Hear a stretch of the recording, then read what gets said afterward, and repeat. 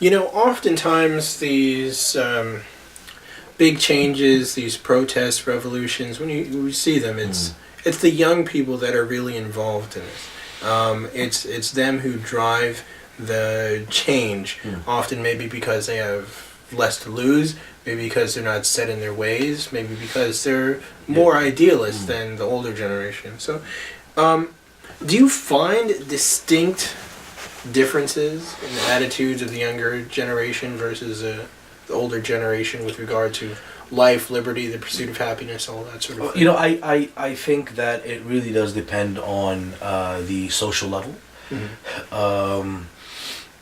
I think those who have traveled abroad are exposed to Western ideology and Western lifestyles, have a entirely different perception of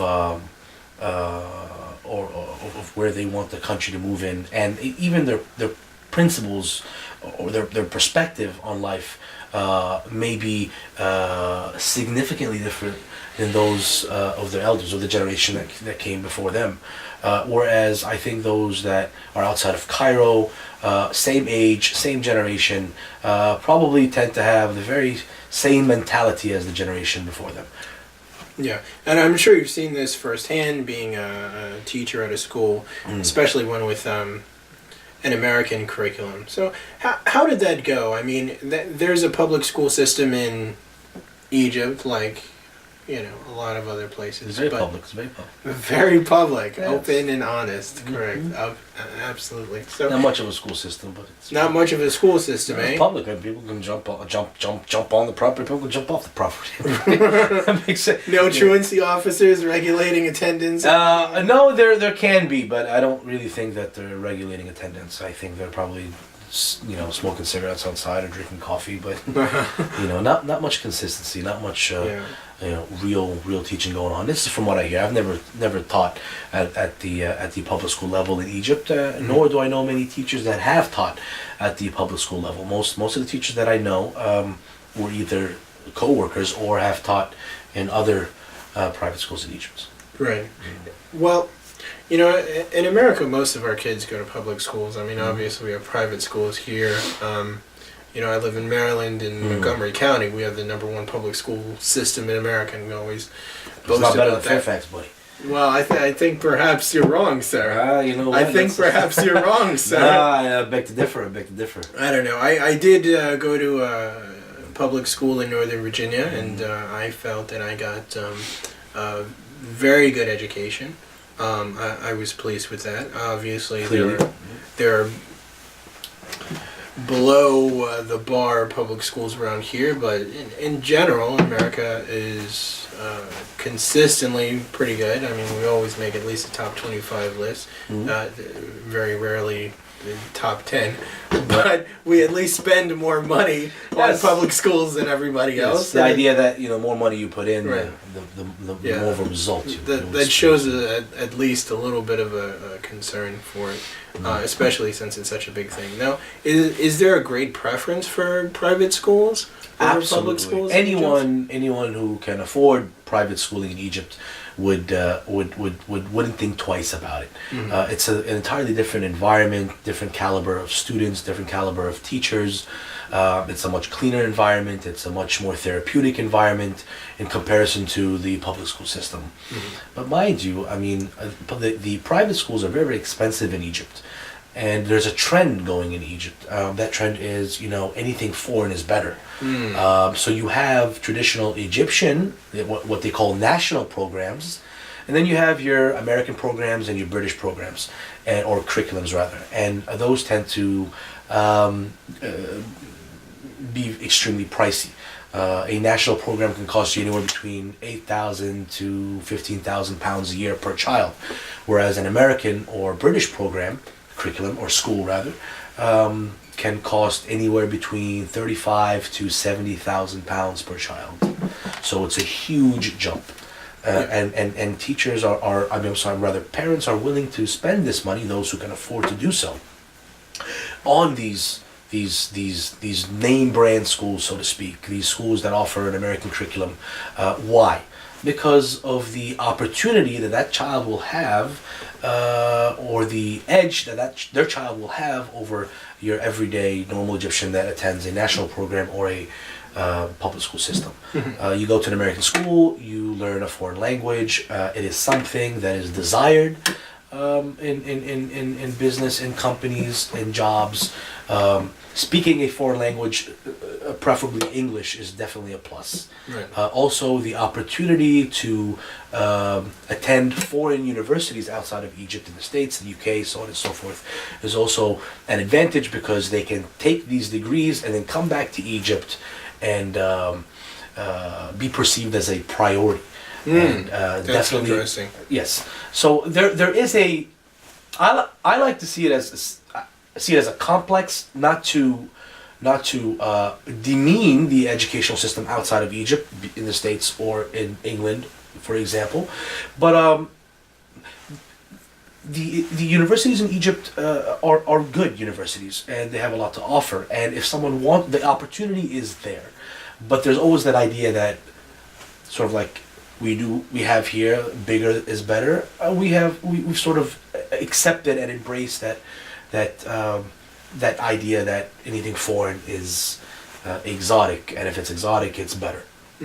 That certainly does sound like a complex. I mean, we certainly have our complexes in America. Yeah, every society does. I know a lot of people who come here with foreign degrees, and we put them through all sorts of loops to get Doctors, them. engineers, absolutely. Yeah, Math yeah. is math, right? Either certified, right? We don't recognize foreign degrees often. Right, You're right. Whereas in Egypt, and I'm sure in many other countries, a foreign degree is a plus, and you don't have to jump through any loops. We'll jump through a loop just to get you, Right. to bring you over. Unfortunately, this is the case. So, I don't know if you know the answer to this, but I'll ask it anyway. So people have this preference for foreign things, and they have the preference for private schools. And let me also put this into perspective for our viewers. If you're paying 50, 60, 70,000 pounds a year, Egyptian pounds, not so Egyptian pounds, correct. Last time I was in Egypt in 2010, I exchanged American money for Egyptian pounds, and I got about 5.5 pounds per dollar. So we're talking. It's about 6 now. It's about 6 now. 6.1, 6.2. I mean, it fluctuates. But it's usually around 6, just to be on the safe side. Yeah. So $1 equates to 6 pounds. Yeah, so we're talking about $10,000 a year per kid. So you got 3, 4 kids. And the prices are going up. You're paying some hefty money for that. Absolutely. Right. Yeah. So these private schools, because of the national preference, I imagine that they do a good job at helping you get into better universities. Yes, they do. And it's, really, when I was teaching, I was really impressed by the academic capability of many of my students. They're very, very Egyptians, or rather my Egyptian students. I've taught here and I've taught there. There were positives in students here, and there are positives about students there, and just as much as there are negatives on both ends as well.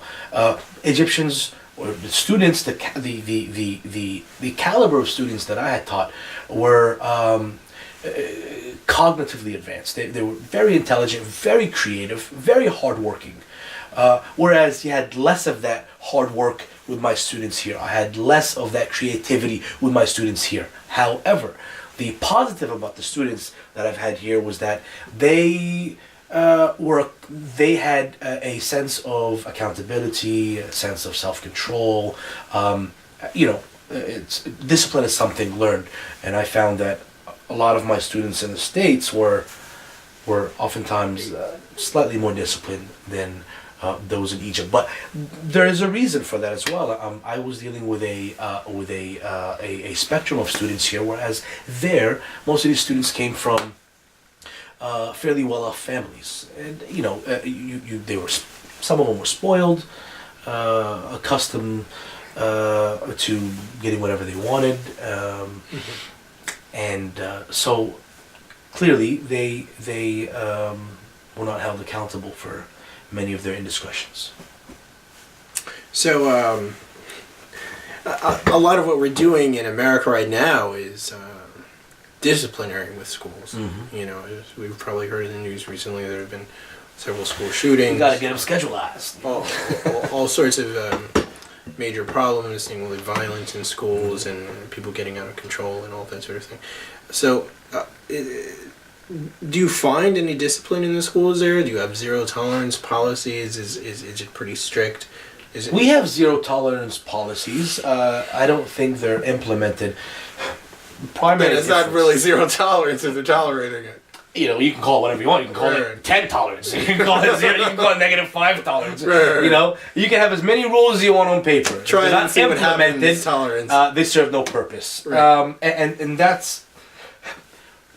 And I'll leave our viewers with this. The public school system is funded by the federal government. There are restrictions and policies that are passed down from a higher government institution, whereas the private schools in Egypt are a business. Okay, they are in business to make money, whereas schools here are not in business to make money, but rather save money. But how much they spend depends on their budget. Okay, the private schools there rely on how much money they bring in from students and raising the tuition and so on and so forth. So if I'm going to be expelling a student who comes from a fairly influential family, and he's probably a sibling amongst 4 or 5 that all happen to be in the school, it's probably not in the best interest of the school to expel one of them. And I'll leave our viewers with that. Okay. There's no need to get into right. I can see the too much detail. Business implications of Yes. all this. And I Yes. think we have pretty intelligent viewers who can as well. But discipline is definitely something that's stressed on. That's stressed in the school system. Students are held accountable, oftentimes. But the demographics of the school, of the students, is entirely different than what I taught here. Kids are raised well; they really are. They make their mistakes. They talk a lot. They often forget doing their homeworks, but they're good kids, and oftentimes they're raised well. If anything, you'll get some talking back, but you seldom experience fighting among students. Teaching in the school that I taught for 2 years, I think the most I've seen is a few students smoking cigarettes, and not condoning smoking cigarettes, but it's definitely not as bad as drug trafficking in school, or bringing weapons to school, or some of the stuff that we've seen happen here in the States, Columbine, etc. Right. So it's not an issue in Egypt. Okay. So. But with this embracing of Western tradition, maybe it will be one day. God forbid. Who knows? God. Well, we hope that we don't set a negative trend for the global community. Well, we have positives and negatives. Absolutely, and we do as much positive Well, I do as much positive as I can. I have no control over what. I try to make people think I do as much positive as possible. And that's the most important thing. It's just to make people think that you are doing positive things, but behind the scenes you're doing something entirely different. Yeah, you're just smoking cigarettes outside of class. What's wrong with smoking cigarettes? Right, exactly.